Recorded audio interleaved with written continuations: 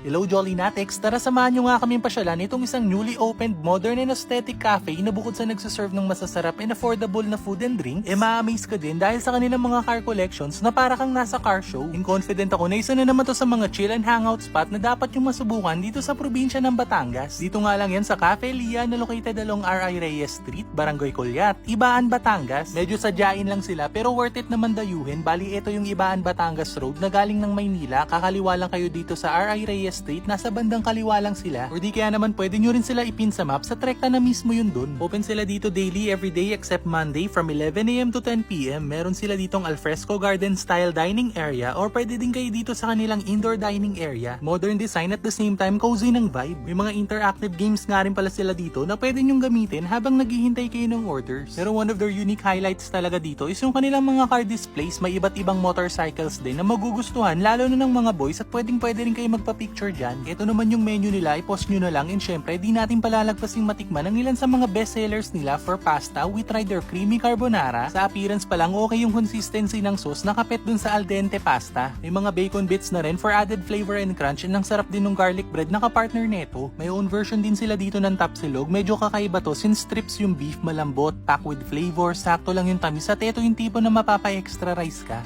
We also tried their crispy kare-kare. As you can see, nakahiwalay yung meat sa sauce. Personally, pwede pa i-improve yung pagka-crispy ng pork pero yung lasa ng sauce is spot on. Kahit walang bagoong, it can stand on its own. Okay nga rin yung version nila dito ng chicken inasal. First time ko makatikim ng ganitong lasa ng marination ng inasal. Very unique at malasa na mismo yung java rice paired with achara at ito actually yung nagustuhan ni Kuya. Same goes dito sa kanilang grilled liempo. Again, nanunuot yung marination, sweet, savory, and peppery and actually juicy nung liempo nila. Try nyo to, promise. For drinks naman, we tried their hazelnut latte and sea salt latte na one of their best sellers. Okay na okay yung coffee drinks nila dahil hindi masyadong matamis. Same goes sa kanilang mga frap series. Masarap ko yung chocolate cream chip and strawberry frap. Blueberry fruit soda naman kung tamang refresher or pamatidinit yung hanap nyo. Kaya naman sa mga Batanggenyo dyan, particularly sa Ibaan or nearby areas na naghahanap ng bagong coffee spot to chill that offers delicious food and drinks with matching car displays, subukan nyo na nga rin dito sa Cafe Lia. So paano until our next food trip?